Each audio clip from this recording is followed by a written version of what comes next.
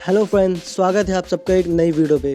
तो आज हम बात करेंगे कुछ ऐसे शेयर जिनको आपको नहीं बेचना चाहिए, चाहे जितना गिरे, क्योंकि लॉन्ग टर्म पे आपको प्रॉफिट ही देंगे। तो चलिए हम आपको दिखाता हूँ कुछ कंपनी, लेकिन उस कंपनी का नाम बताने से पहले मैं आपको दिखाता हूँ कंपनी करती क्या है। पहली कंपनी है वोल्टास। तो वो आप देख सकते हैं, वोल्टास जो है एक टाटा का प्रोडक्ट है। टाटा तो आप जानते ही होंगे अगर आप शेयर मार्केट में हैं। तो अब आप देख सकते हैं क्या क्या करती है। एसी बनाती है, फ्रिज बनाती है, कूलर बनाती है, वॉशिंग मशीन बनाती है। तो इसका काम सेगमेंट तो आपने देख ही लिया कि करती क्या है। तो आप देखते हैं, चलिए इसका चार्ट पैटर्न देखते हैं शेयर मार्केट में क्या कहते हैं। तो दोस्तों, हमारे सामने आप आ गया है वोल्टास का चार्ट पैटर्न। तो अब आप देख सकते हैं 850, 900, 1000 रुपये। तो ये जो शेयर है ज़्यादा फ्लैक्चुएट नहीं होता, गिरता भी तो बहुत नीचे नहीं गिरता है। इसलिए हम बोल रहा था कि अगर आप इसको लॉस में हो तो इसको सेल मत कीजिए, क्योंकि ये शेयर जो है ऊपर उड़ भी जाता है। आपने देखा होगा, आपको पिछले 5 साल का भी अगर आप चार्ट पैटर्न लगाएंगे तो वो आप देखेंगे कि ये शेयर ऐसा नहीं कि बहुत ज़्यादा नीचे गिर जाता है, लॉस है। कंसिस्टेंट कंपनी है। अगर लॉन्ग टर्म पे छोड़ देते हैं तो प्रॉफिट ही देती है आपको, आपने ये देखा होगा। हर 5 साल पे इसका पैसा डबल अलग हो जाता है। अभी भी आप देख सकते हैं 52 वीक हाई लो जो है ज़्यादा कहाँ फ्लक्चुएट हो रहा है, आप यहीं से अंदाज़ा लगा सकते हैं। ऐसा नहीं कि कंपनी बहुत तेज़ी से आगे बढ़ जाएगी या बहुत धीरे धीरे बढ़ती है। एवरेज जो नॉर्मल एक कंपनी होती है वैसे ही बढ़ता है इसका। अब आप इसका पीई रेशियो देखिए, प्राइस टू अर्न रेशियो 170 है। तो अभी तो ये बहुत ज़्यादा है। 20 से अगर कम होता तो अच्छी होती है कंपनी, लेकिन इसका 170 है। फिर भी ये कंपनी इतनी अच्छी क्यों है?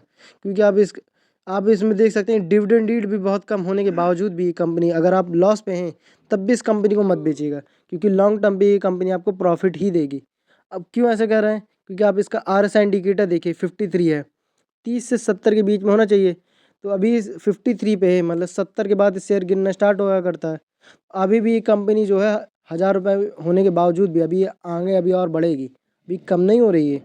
अब आप इसका देख सकते हैं, चलिए मैं आपको शेयर होल्डिंग पैटर्न भी दिखाऊंगा कुछ। तो अब आप यहाँ पे भी देख सकते हैं कि इसमें क्वालिफाइड इंस्टीट्यूशनल इन्वेस्टरों ने भी इन्वेस्ट किया है। अब इसका शेयर होल्डिंग पैटर्न देखिए।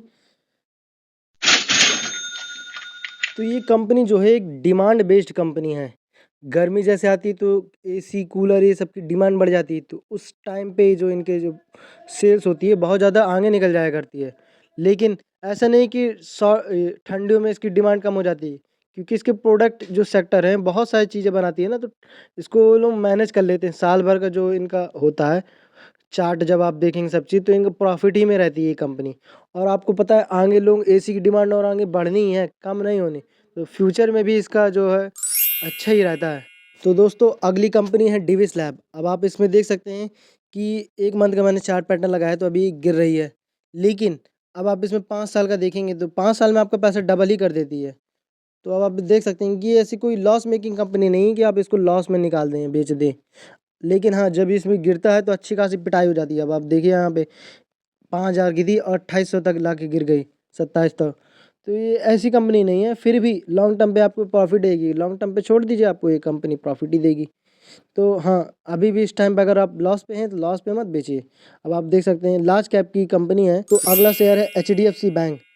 तो अब इस समय ये क्या है कि गिरावट में हो रही है। लेकिन अब आप देखिए कि ये भी कोई कंपनी फर्जी कंपनी नहीं है जिसको आप लॉस पे निकाल दें, सेल कर दें।